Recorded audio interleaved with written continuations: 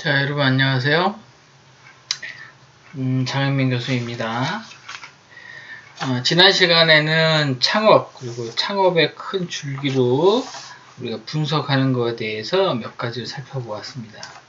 이번 주에는 소자본 창업에 대해서 아이템, 그다음에 분석하는 거, 그다음에 조금 자세하게 거리 비율에 따른 인구의 유입도 뭐 이렇게 살펴볼 거예요. 이번에 계산하는 게 간단하게 있어서 주의 깊게 들으셔야 퀴즈 문제를 잘 풀 수 있습니다. 우선 우리가 소자본 창업의 아이템의 예를 보면 창업은 여러 가지가 있겠죠. 지난번에 살펴본 것처럼 중소기업, 뭐 일반적인 기업, 벤처기업, 뭐 여러 가지 형태의 기업이 있는데 뭐 벤처기업이라든가 요새 많이 하는 스타트업이라든가 이런 건 이제 기업의 형태라기보다는 이제 그 시대에 따라서 이름이 바뀐 것이죠. 그래서 지난번에 그 퀴즈에서 풀었듯이 개인 사업이냐, 법인 기업이냐, 뭐 유한 회사냐 이런 것들이 이제 그 회사의 종류, 기업의 형태가 되는 거고, 지금 우리가 보는 건 이제 소규모의 자금을 가지고 창업할 수 있는 소자본 창업을 예로 들어서 몇 가지 살펴보려고 합니다. 우선 소자본의 창업이다 그러면 이제 혼자 하는 스타트업과 비슷하긴 하지만 스타트업은 이제 그 한계가 불분명한 그 예측할 수 없는 기술과 예측할 수 없는 시장에 대한 도전 뭐 이런 게 강했다면 지금은 이제 우리가 좀 많이 알고 있는 우리가 주위에서 많이 볼 수 있는 그런 사업을 가지고 이야기해 보려고 해요. 우선 이제 웰빙이라는 게 있는데 여러분도 잘 아시다시피 웰빙 사업, 즉 육체적이나 정신적인 건강의 조화를 통해서 행복을 추구하고 아름다운 삶을 추구하는 이런 삶의 유형으로 우리가 많이 바뀌었죠. 여러분은 이제 사실 이제 이 시대에 살고 있기 때문에 못 느낄 수 있겠지만 예전에는 그 취미생활이라든가 자신의 어떤 육체적인 건강을 위해서 투자하는 게 사실 그렇게 쉽지 않았어요. 여러분의 부모님 시대만 해도 사실 그 한 가정의 가장으로서 책임을 다해야 되기 때문에 무슨 운동을 한다거나 취미생활 한다는 게 아주 넉넉하지 않으면 또 시간적으로도 굉장히 어려웠던 시기였기 때문에 그게 없었지요. 지금은 토요일날 뭐 대부분 회사들이 다 5일째 근무를 하지요. 그 다음에 이제 그 노동을 할 수 있는 시간을 얼마 전에 나라에서 또 정해줬죠. 저만 하더라도 회사가 이제 있을 때는 야근이 뭐 아주 굉장히 많았어요. 그러니까 뭐 보통 9시, 10시 끝나고 토요일도 막 8시까지 일하고 이랬던 적이 많기 때문에 웰빙이라는 걸 생각 못했지만 지금은 이제 근무 조건이 좋아졌다는 거죠. 그 다음에 우리나라의 GDP도 굉장히 성장이 돼 있고 지금 3만 불이 넘죠. 그래서 이미 이제 선진국의 GDP에 올라와 있고 인구는 5천만 밖에 되지 않지만 그래서 그 삶의 여유가 어느 정도 생겼죠. 그러면서 이제 찾아온 게 이런 자신의 건강, 그 다음에 정신적인 건강을 위해서 또 문화를 즐기기 시작한 거죠.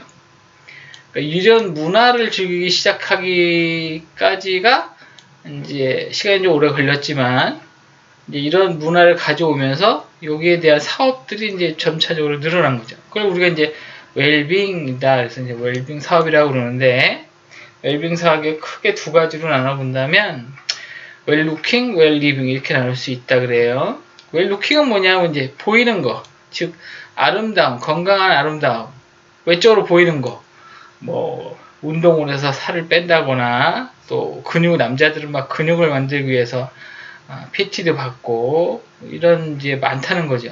그래서 자신의 건강한 외모적인 걸 가꾸기 위한 걸 우리가 이제 웰루킹, 잘 보이기 위한 거고, 웰리빙, 생활에서 건강한 문화생활을 할 수 있는 이런 형태의 두 가지 웰빙 아이템이 생겨난 거죠. 예를 들면 웰루킹의 예를 보면 이제 그런 뭐 천연 화장품, 그 다음에 피부 미용, 그 다음에 아까 얘기했듯이 1대1 운동하는 프로그램 이런 것들 많이 하죠. 그 다음에 뭐 건강식품도 있을 거고, 그래서 이런 전체적인 그 평범하지 않았던 것들이 우리 생활 속에 이제 지금은 이제 평범해진 거죠. 그래서 현재보다 더 건강한 모습을 원하는 욕구에서 생겨난 시장이다 이렇게 할 수 있죠, 그죠? 유기농 같은 것도 마찬가지죠. 똑같은 뭐 채소지만 유기농 채소를 파는 전문점에 가면 비싸죠. 비싸지만 안전하고 건강하다는 것 때문에 이제 그 수익이 꽤 나는 그런 형태가 됐죠. 웰리빙 같은 경우에는 뭐 쉽게 예를 들면 지금은 이제 맞벌이가 굉장히 많아요. 우리가 GDP가 올라왔다고 하더라도 그 가정에 생활하는 정도가 이제 수준이 높기 때문에 이제 지금은 이제 맞벌이 하는 세대가 됐다고 할 수 있죠. 그래서 이제 그렇게 하다 보니까 이제 아이들은 누가 키울 거냐 이런 문제가 생긴 거죠. 그래서 아이를 안 낳겠다라는 게 이제 너무 많으니까 국가 차원에서 그걸 이제 보조해 주려고 육아 도우미를 지원한다거나 이런 일들이 생겨났죠. 그래서 지금은 유아 수당이니 뭐 유아 도우미가 보육할 수 있는 시스템이니 이런 것들을 계속 갖춰주고 있죠. 그래야 이제 왜냐면 여성들이 아이를 낳고 나서 회사에 다시 복귀하는 게 쉽지 않기 때문에 이제 아이를 낳고 나서 출산 휴가하고 바로 복귀하는 이런 시스템을 이제 나라가 준비해주고 그 다음에 그 아이를 육아 도우미를 통해서 케어해주는 이런 시스템을 이제 만들어준 거죠. 이것도 이제 뭐 국가적 차원도 있겠지만 지금 시대의 요구 사항인 거죠. 그 다음에 이제 뭐 지금 우리나라가 굉장히 배달이 발달되어 있다고 하는데 아침 식단 준비를 전날 하는 것이 아니라 새벽 배송 업체에다 주문을 하면 아침에 와 있어요. 그죠? 그래서 굉장히 신속한 배달 시스템을 갖고 있는 게 물류 시스템을 갖고 있는 게 우리나라의 굉장히 특징이죠. 이번 코로나 사건 때도 사재기가 이제 많이 일어나지 않았는데 우리나라는 다른 나라는 그 뉴스를 보면 사재기가 굉장히 극심하죠. 일본도 그렇고 중국도 그런데 우리는 사재기가 거의 없었어요. 그 중에 이유가 하나 있다면 배송에 전혀 문제가 없었던 거죠. 그래서 코로나 사건이 일어난 후 물건의 배송 형태를 보면 잠깐 뭐 물이나 라면 이런 것들이 늘어나다가 워낙 잘 배송되니까 굳이 시키지 않아도 되겠다 이런 이제 형태로 돌아선 거죠. 그래서 이런 빠른 물류 시스템이 오히려 좋은 효과가 생겨난 거죠. 그래서 어쨌거나 이런 것들을 다 우리가 웰리빙이라 할 수 있고 뭐 대신 청소해주는 업이라든가 뭐 빨래방, 그다음에 뭐 새벽 배송 이런 것들이 웰리빙의 좋은 예가 될 것 같아요. 그다음에 이제 여가 생활에 대한 아이템들이 굉장히 늘어났는데 지금은 주 5일 근무가 굉장히 많죠. 그래서 이제 여가를 즐기는 분들이 많아요. 그래서 여러분 뭐 부모님들도 이제 뭐 운동을 하신다거나 아니면 취미생활을 하신다거나 아니면 뭐 주위에 형 오빠가 있다면 하시는 분들이 있을 거예요. 그래서 예전에는 취미가 그냥 단순 취미 수준이었다면 지금은 전문가 수준의 어떤 지식과 그죠? 그 다음에 장비들을 구비해서 아주 제대로 하고 있죠. 그래서 보면 예를 들면 이런 MTB 자전거 이거 엄청 비싸죠? 가격 살짝 보이는데 140 얼마죠 이거? 이거 싼 거래요. 비싼 것도 엄청 많은데 산악 자전거잖아요. 산악 자전거. 그래서 완벽한 장비를 갖추고 산악 등산을 하는 거죠. 자전거로. 굉장히 지금 유행하고 있어요. 그죠? 이런 것도 아주 전문적인 지식도 필요하지만 장비들도 꽤 필요한 이런 종류고 그 다음에 또 이런 체험을 통한 농장 이것도 이제 농가들이 좀 어려우니까 아이디어를 내서 이건 딸기 농장인데, 딸기 농장에 가서 아이들이 딸기도 따고, 거기서 딸기도 먹고, 딸기로 다른 뭐 그런 제품도 아이스크림인지 이런 것들도 만들고 이런 하는 체험하는 그런 농장들이 많이 늘어났더라고요. 송어 축제 같은 것도 송어를 풀어놓고 잡고 그 지역에 관광할 수 있게 다 이제 뭐 이런 여가 생활하고 관계가 된 거죠. 갈 수 있도록. 그다음에 프라모델 같은 거 카페도 굉장히 많아요. 그래서 이제 가면 한쪽에는 커피와 차가 있고 한쪽에는 이런 이제 프라모델들을 전시해 놨죠. 직접 조립할 수도 있고 아이들이 취미를 할 수도 있고 이 프라모델도 이거 그냥 단순 조립이 아니라 전문가에 들어가면 이거 이제 사실 그 애프터스쿨에서 여러분하고 해보려고 했던 건데 코로나 때문에 이제 어떻게 될지 모르겠는데 프라모델을 그냥 사서 조립하는 것이 아니라 이거 이제 이렇게 파트 같은 것들이 조립해야 되는 것들이 이렇게 달려 있을 거 아니에요, 플라스틱. 그러면 여기 이제 게이트죠. 그 금형에 의해서 생기는 거. 여기를 다 저기 샌드페이퍼로 갈아요. 즉 자리가 없이 가는 거죠. 그다음에 여기에 멋있는 이런 무늬들도 파고 그다음에 도색을 해요. 색을 다시 칠합니다. 처음부터. 그래서 왜냐하면 샌드페이퍼를 밀면 거칠거칠해졌을 거 아니에요, 옆에가. 그죠?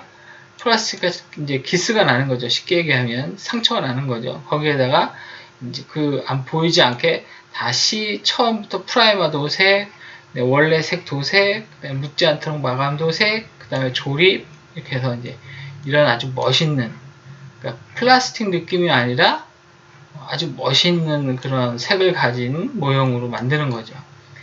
지금은 이제 간단하게 이제 로봇만 있지만 이렇게 밑에 보면 뭐 탱크, 전차, 배 뭐 이런 것들 그래서 실제 모습과 유사하게 만드는 모형으로 이런 것도 굉장히 전문적으로 하고 있어요. 그래서 이건 전문적인 장비들이 다 필요해요. 도색 장비가 전문적인 도색 장비가 다 있어야 되고 색도 많이 있어야 되고 그 다음에 이건 기본적인 이 색을 쓰는 거기 때문에 전문 지식이 약간 필요해요. 그래서 뭐 라카 계열이니 아크릴이니 뭐 이런 에나멜이니 이런 종류에 따라서 신나도 다 다르고 뿌리는 방법도 다 달라요. 그래서 이런 것들 전문 수준이고 저도 이제 여기 입문한 지 얼마 안 됐어요. 3D 프린터 하면서 자연스럽게 입문해서 하고 있습니다. 그래서 뭐 재밌어요.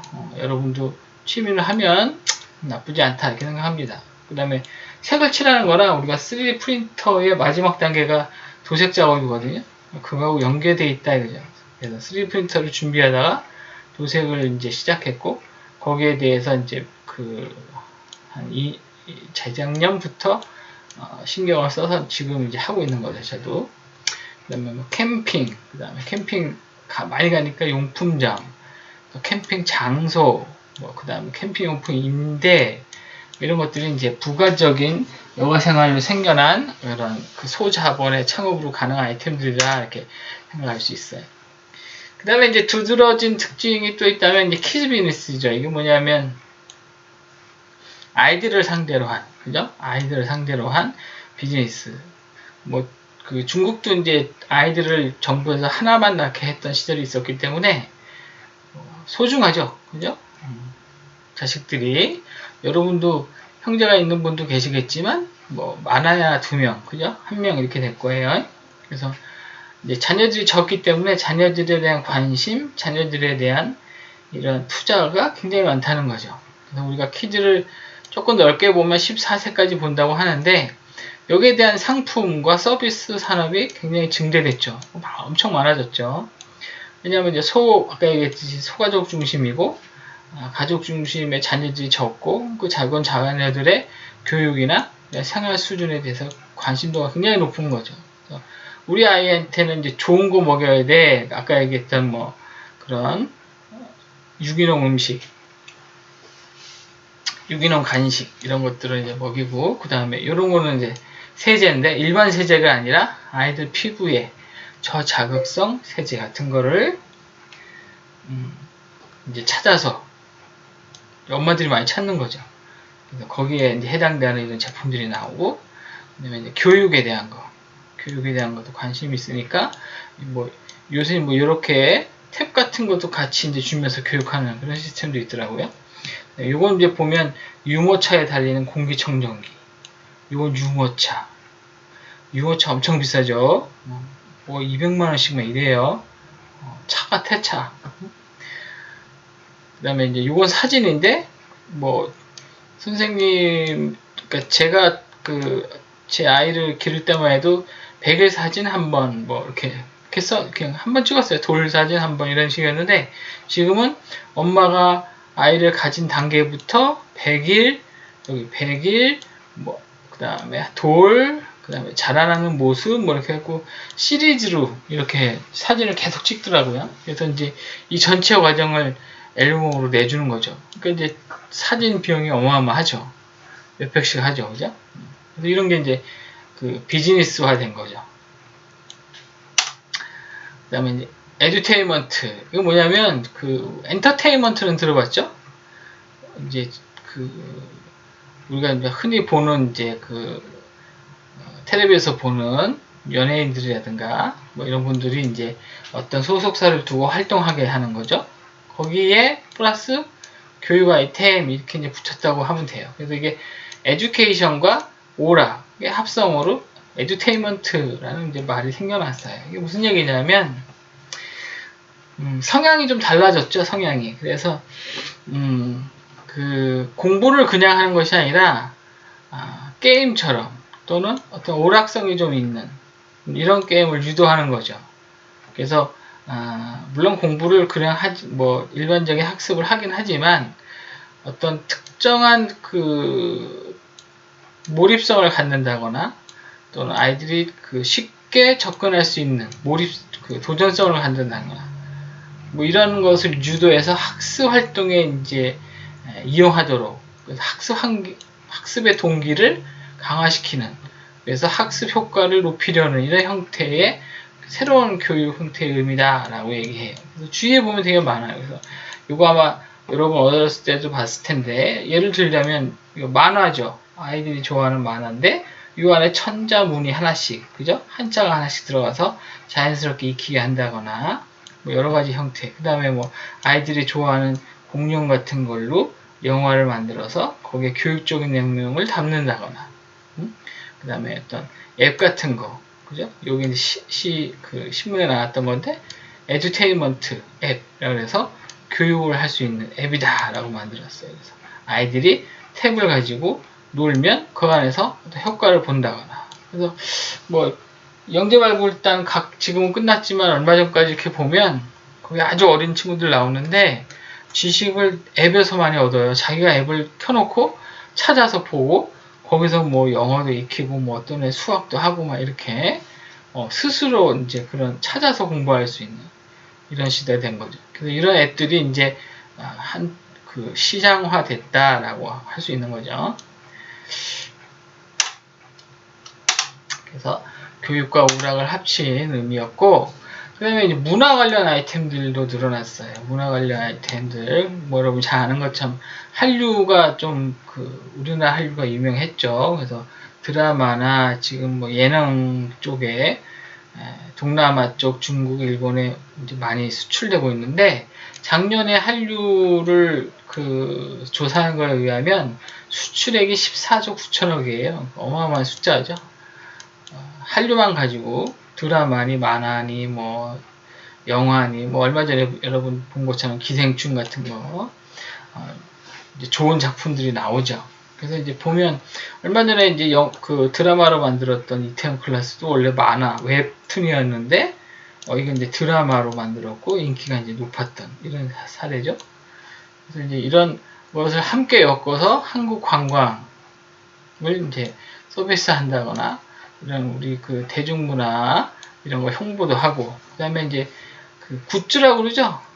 어떤 연예인들의 특성을 살려서 굿즈를 이제 만들어서 판매하면 거기에 대한 수익이 나는 거죠. 그래서 스타벅스에서 이제 방탄소년단하고 이제 협약을 맺어서 굿즈를 만들었대요. 그래서 뭐 스타벅스니까 이제 뭐 이런 커피 잔이라든가 뭐 이런 굿즈들이 몇 개 있겠죠. 그래서 이런 새로운 문화적인 아이템들이 생겨나고 있는 거죠. 그래서 소장업의 창업의 예를, 소자본으로 할 수 있는 창업의 예를 몇 가지 봤어요.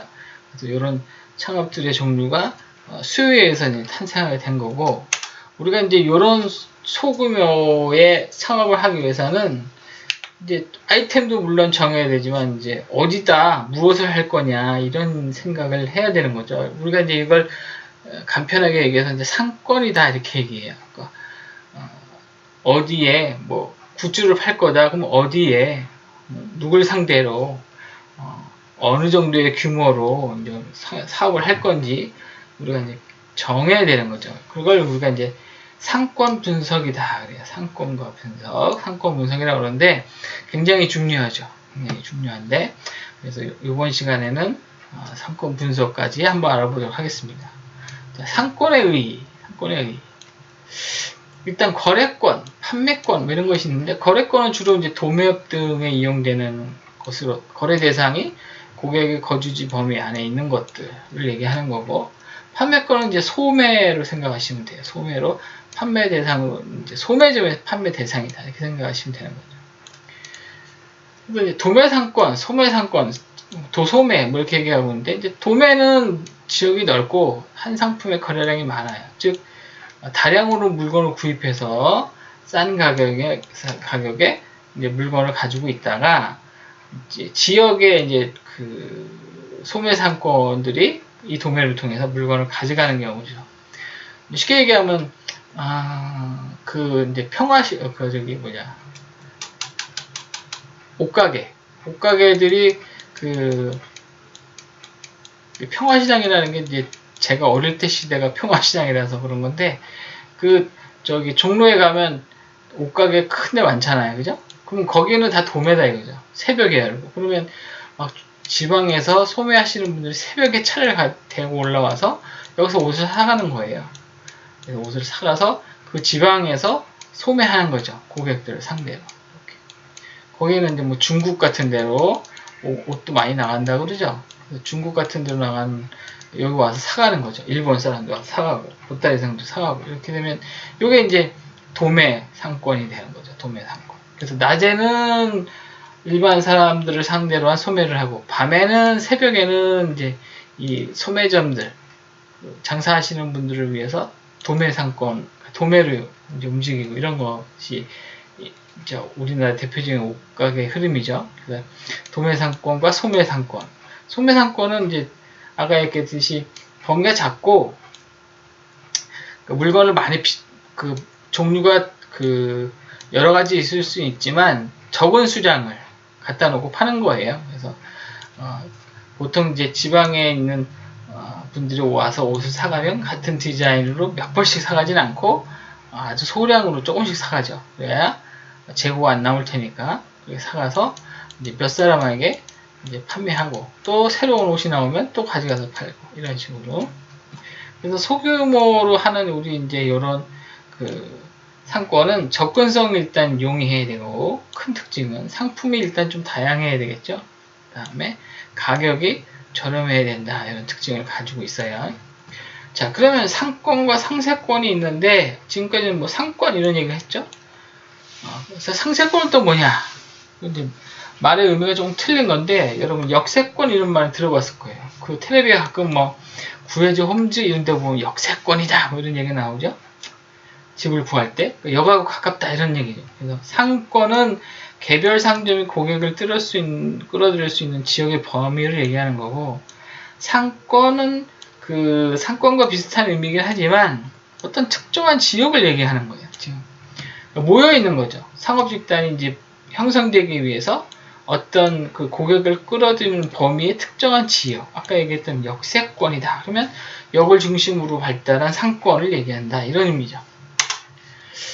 그래서 지역을 기준으로 한 상권에는 이제 지역 상권, 지구 상권, 뭐 지점 상권 이렇게 세 가지 형태로 나눠볼 수 있는데 그러니까 지역 상권은 특정 지역을 얘기하는 거예요. 뭐 서울, 부산, 대전, 대구 뭐 이런 식으로 어떤 대도시의 상권을 얘기하는 거고 지구 상권은 지역 상권 내, 그러니까 이제 서울 지역 내에 어떤 특정한 그 장소, 뭐 영등포는 영등포, 뭐 강남이면 강남 이런. 그러니까 쉽게 얘기하면 서울에 있는 지역 상권 중에 컴퓨터는 지구 상권이다 이거죠. 그럼 이게 어디예요? 용산이다 이렇게 되는 거죠. 지구 상권 모여 있잖아요, 그죠? 컴퓨터를 취급하는 업체들이 모여 있는 그런 게 이제 용산에 있잖아요. 이건 이제 지구 상권, 중규모 상권이죠. 지점 상권은 지구 상권 요거 지구 상권 내에 특정 입지 점포가 있는 지점으로 뭐 동이라든가 뭐 그 작은 상권을 우리가 지점 상권이다 이렇게 얘기할 수 있어요. 그래서 뭐 지역을 기준으로 한 상권은 크게 어떤 이제 지도로 봤으면 큰 지역 얘기하는 거고, 이건 이제 뭐 쉽게 얘기해서 여주다 그러면 여주의 상권이 되는 거예요. 여주 지역 상권.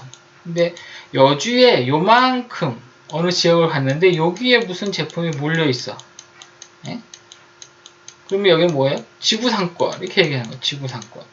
그 여주에 제일 많은 게 제가 가보니까 그릇을 도자기를 파는 곳이 몰려 있더군요.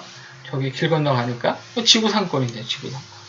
그 중에 요만큼 이건 뭐예요? 지점 가게 하나, 그죠?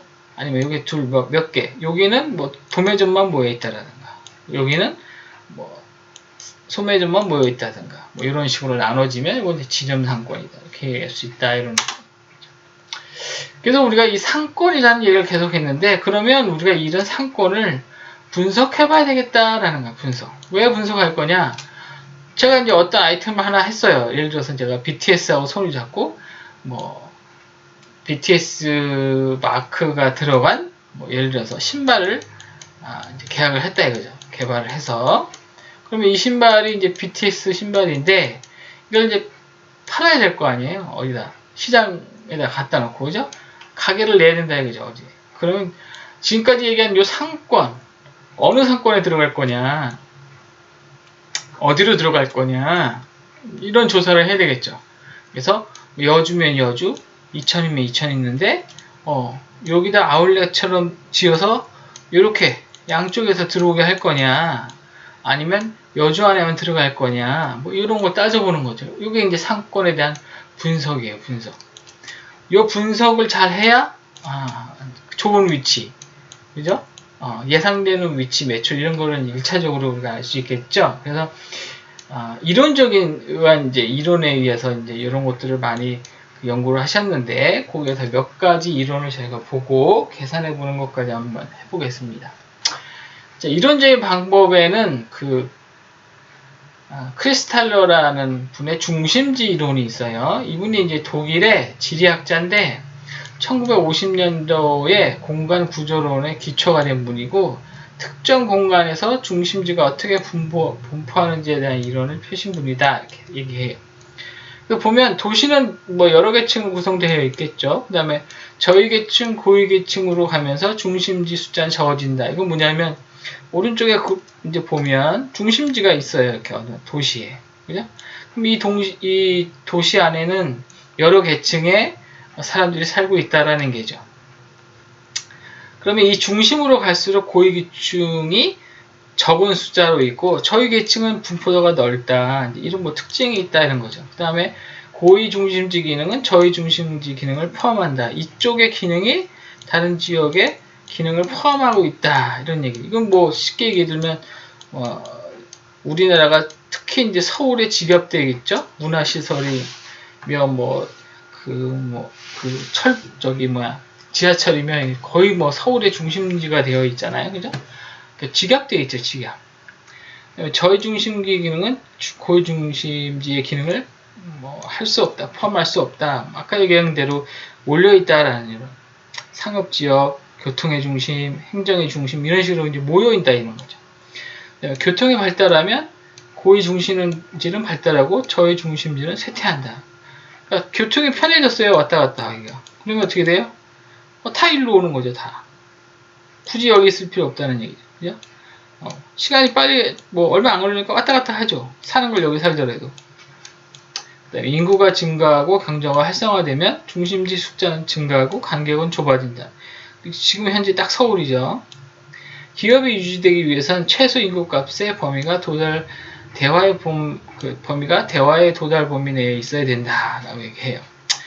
요게 이제 무슨 뜻인지 우리가 이제 분석하는 걸 해보면 알 수 있어요. 자, 그 분석하는 이제 그 방법 중에 그 레일리라는 분의 소매 인력 법칙이라는 게 있어요. 즉, 이건 뭐냐면 특정 대상이 되는 두 개의 도시가 있다면 이 도시로부터 흡입력이 되는, 그러니까 아까 했듯이 이쪽에 A가 있고 이쪽에 B가 있다면 나는 여기다 하고 싶은데 그러면 여기 위치에서 여기까지 거리 요걸 가지고 이쪽 도시가 이쪽으로 오고 이쪽 도시가 이쪽으로 이렇게 움직이는 인구의 흡입력을 계산해 본 거예요.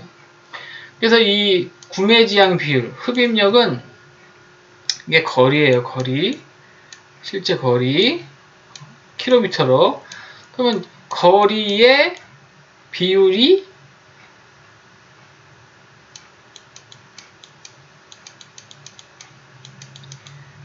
제곱에 반비례하고 비율은 거리의 제곱에 반비례하고 그 다음에 어디에? 인구수에 비례한다. 인구수. 이렇게 만들었어요. 이게 이제 기본 이론이에요. 그래서 이렇게 어떤 비율로 유입이 될 거냐 하는 건 뭐냐면 인구수를 거리의 제곱으로 나눈 것만큼 유입이 된다라고 되어 있는 거죠. 자, 이게 이제 무슨 뜻이냐면 어떤 분기점을 기준으로 인구가 이만큼 있다면 A역 도시에 여기가 거리가 있어요. 멀어요. 근데 인구수는 많아요. 그러면 여기 있는 사람들이 먼 거리를 여기서 와서 사갈, 여기가 상점이 있다면 여길 먼 거리를 와서 사가려면 그만한 이유가 있어야 되겠죠. 일반적으로 멀면 잘 안 가지요. 그죠? 대신에 이 상점의 거리는 되게 가까워요. 근데 인구가 작아요. 얘보다. 그럼 얘는 어떻게 돼요? 거리가 가까운 쪽으로 움직이겠죠. 그죠? 여기가 이제 1000명이면 여기는 100명이라고 치면, 그죠?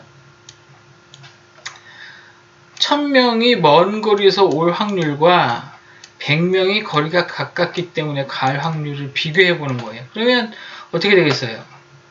거리에 반비례하니까 가까운 쪽이 많이 가겠죠. 인구수가 적으니까. 그죠? 가까우니까 많이 가겠죠. 근데 여기는 머니까 인구수가 많아도 못 간다. 이런 얘기죠. 그래서 이런 비율을 따져서 계산해 볼 수 있는 게 우리가 레일리의 소매 법칙이에요. 자, 그래서 예를 들어서 한번 해볼게요. 예를 들어서 자, C라는 도시가 있어요. C라는 도시. 여기 이제 9,000명 정도 살아요. 아까는 이제 분기점이라고 따졌는데 지금은 이제 중간에 제가 이제 여기다 이제 상점을 내고 싶은 거죠. 그래서 예를 들어서 요 C라는 도시가 있다면 내가 상점을 어디다 낼 건지 아직 결정 안 했어요. 결정 안 했는데 자, 내가 상점을 세우고 싶어 하는 그 위치가 요 ABC 중에 하나예요. ABC 중에 하나. 그래서 이제 인구가 유입되는 걸 이제 봐야 되겠죠. 어디로 갈 건지를 생각해보고. 왜냐하면 내가 A만 가면 A만 바라보고 하는 거고, B로 가면 B만 바라보고 갈 수도 있는 거죠. 그래서 10,000명과 9,000명은 비등비등하죠. 그러니까 요거 두 개 다 잡고 싶죠. 거기다 옆에 동네에 있는데 여기도 5,000명이나 있네. 그러면 요렇게 세 구간에 대한 인구가 유동이 얼마큼 일어날 건지를 한번 해보는 거죠. 자, 우선 A의 10,000명이 요 C, 그죠? C로 유입될 확률을 한번 따져볼게요. 자, 아까 뭐라 그랬어요? 거리의 제곱에 반비례하고 인구수에는 비례한다. 그랬죠? 그래서 A의 유인되는 비율, 그러니까 요로 가는 것이 아니라 요로. 이렇게 요 인원이 요로 갈 수 있는 확률을 보면 자, A의 도시의 비율은 거리의 제곱에 비례하고 인구수 10,000명에 비례하고 거리에는 반비례하죠. 자, 그럼 이거 숫자로 따지면 얼마가 나요? 그냥 10,000 나오죠. 10,000. 그죠? 자, B의 B로 유입되는 비율을 따져보면 B는 거리가 2니까 얼마예요? 2의 제곱이니까 4가 되고 인구수는 얼마예요? 5천이죠. 제가 얼마예요? 1250 이렇게 되는 거죠. 그래서 요 A와 B의 비율을 따질 때 만과 1250 이렇게 됐어요. 그래서 이거를 약분해 보면 8대1이 되는 거죠. 8대1. 즉 뭐예요? 9,000명이 8,000명은 이쪽으로 갈 확률이 있고 이 중에 1,000명은 B로 갈 확률이 있다. 이런 뜻이죠. 그래서 C라는 도시에서 인구가 유동된다면 이쪽으로는 8,000명 가는 거고 이쪽으로는 1,000명 간다. 이런 얘기예요. 그래서 이거를 그냥 우리가 상식적으로 생각했을 때 보면 이 많은 인원이 거리가 가까운 쪽을 선호하죠. 당연히. 그 다음에 인구가 많은 쪽을 선호하겠죠. 먼 곳과 인구가 적은 쪽을 비선호한다는 얘기죠. 그죠? 이런 비율을 따지면 여기에 있는 인구들이 이렇게 얼마나 움직일 건가 라는 것을 우리가 분석해낼 수 있다는 거죠. 그러면 뭐 당연히 우리는 A 쪽에다 상점을 내는 게 훨씬 유리하겠구나 이런 이제 선택을 할 수 있다 이런 얘기죠. 그 다음에 넬슨의 소매 입지론 이제 8가지로 크게 분류했어요. 보면 현재 지역 후보의 적합 지점, 즉 인구, 소득, 소비 형태를 조사해서 소매지로 적합한지 판단해봐라 라는 거고, 고객의 중간 유인, 기존 점포와 경쟁력을 확보하기 위해서 배우지와 기존 점포 중간에 입지를 해야 된다. 이건 뭐냐면 이제 기존에 이미 내가 아까 신발이라고 했는데 신발 공장이 신발 가게가 이미 있어요. 근데 여기 아파트 단지가 있다는 거죠. 이렇게 아파트 단지가. 근데 거리가 멀어요. 그러면 요 정도에서 내가 가깝게 하면 내가 고객을 확보할 수 있겠구나. 뭐 요런 이제 아까 그 앞에서 배운 인구의 유인율을 가지고도 이제 분석을 해낼 수 있겠죠. 상거래 지역에 대한 적합 지역, 충분한 고객을 확보할 수 있는 접근성이 양호한 지역. 접근성이라는 건 이제 뭐냐면 뭐 걸어서 갈 수 있는 지역이면 좋겠지만, 그죠? 거리는 가까운데 도로가 이렇게 돌아가. 그럼 뭐 말하나 마나죠? 접근할 수 있는 지역이라는 거죠. 버스, 또 뭐 일반적인 뭐 도보, 걸어서 가는 거, 거기에 차로 갈 수 있는 거, 이런 것들을 다 생각했을 때 접근이 용이한 지역이 좋다라는 거죠. 그러니까 상거래의 적합 지점이냐라는 거죠. 그다음에 집중 흡입력, 그러니까 독립적보다 집중되는 지역에 가면 상승 효과가 있다 이런 얘기죠. 이건 뭐냐면 시장에 가면 여러 종류의 상점이 있죠? 모여 있잖아요. 집중되어 있는 거죠. 가면 다 살 수 있어요. 그죠? 채소, 고기, 신발, 뭐 심지어 이 안에 약국도 있고, 그죠? 옷가게도 있고 다 있죠. 그러니까 여기 가면 다 살 수 있어요. 집중되어 있는 거죠. 그죠? 이게 이제 요새 뭐 옛날 얘기하면 재래시장이지만 요새는 뭐 아울렛도 될 수 있고, 그죠? 그다음에 양립성, 서로 다른 점포가 고객을 서로 주고받는 현상, 고객의 유동을 방해하지 않고 충분히 이동할 수 있는 배려하는 지역. 이게 뭐냐면 서로 다른 점포가 고객을 주고받는 형태의 이제 그런 지역이다 이런 얘기죠. 그럼 뭐 시장에 가면 뭐 한쪽에는 뭐 매운 거 팔고, 그죠? 그러면 그 옆에 가서 뭐 예전에 보니까 그런 거죠. 여기 매운 닭발집이 있어요. 근데 굉장히 장사가 잘 된대요. 근데 그 옆에 있는 슈퍼가 잘 돼요. 왜냐하면 매우니까 자꾸 여기서 우유를 사가. 이런 식이다 이거죠. 네, 경합의 채소와 과대 경쟁이 있으면 아무래도 위험 요소가 커지겠죠. 신발 가게 있는데 옆에 신발 가게 이런 식이면 이거는 뭐 집중성이 아니라 오히려 과다 경쟁이 될 수 있다. 이제 이런 얘기고요. 근데 이게 이제 애매모호해요. 사실 약간 애매모호한 건 있어요. 요새. 왜냐하면 뭐 수원에 가면 그 갈비집, 그러니까 통닭집이 많이 있잖아요. 근데 이렇게 다닥다닥 붙어 있어요.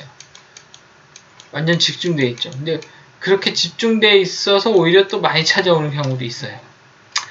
그다음에 입지의 경제성, 투자 자본에 대한 생산성과 장래 성장성, 그 지역의 발전 가능성이 있느냐, 잠재적인 발전 가능성이 있느냐, 앞으로 뭐 개발을 통해서 이 지역이 발달할 거냐 이런 것까지 우리가 봐야 되겠다 이런 얘기죠. 자, 그래서 앞에서 본 건 우리가 흡입되는 인구에 대한 비율을 이제 계산해 봤고 지금은 허프의 확률 모델이라는 걸 우리가 계산해 넣어서 한번 해볼 생각이에요.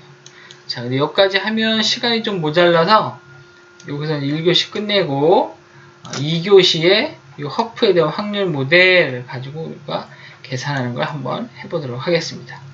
자, 그래서 이번 시간 여기까지 하고 다음 시간에 이어서 할게요.